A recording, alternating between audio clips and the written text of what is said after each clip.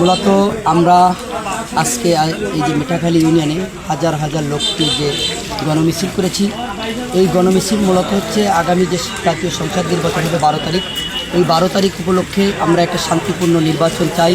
আপনারা নিশ্চয়ই জানেন যে 17 বছর পরে আমরা একটি সুন্দর পরিবেশ পেয়েছিলাম।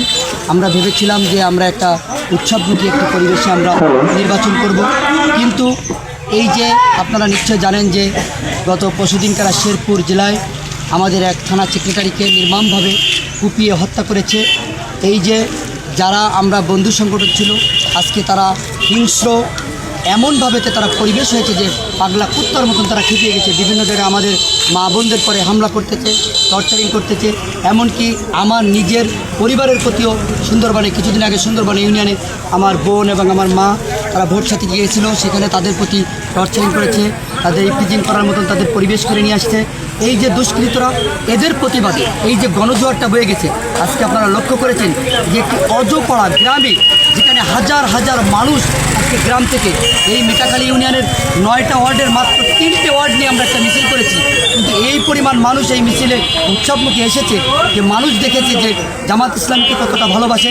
তার দৃষ্টান্ত সাক্ষী হচ্ছে 5 তারিখের পরে এই অঞ্চলে যখন অত্যাচার নির্যাতন নেমে এসেছিল, ঘের দখল, জমি দখল এবং চাঁদাবাজি এসেছিল, সেখানে আমাদের ইউনিয়ন জামাতের আমির মৌলানা নূর মোহাম্মদ হিলালির নেতৃত্বে আমি বাবর সহ আমরা একটা টিম সার্বক্ষণিক আমরা সবার পাশে ছিলাম এবং থাকার জন্য চেষ্টা করেছি।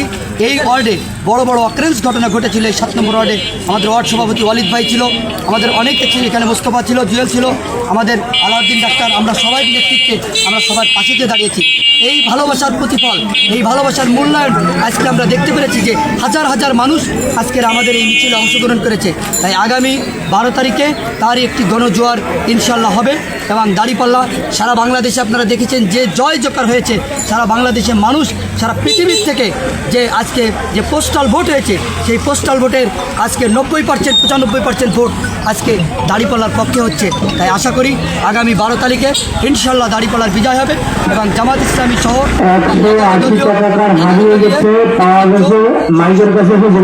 সেই সংসদে ইনশাল্লাহ ন্যায় ইনসাফ ভিত্তিক একটি রাষ্ট্র গঠন করার জন্য আমরা অঙ্গীকারবদ্ধ।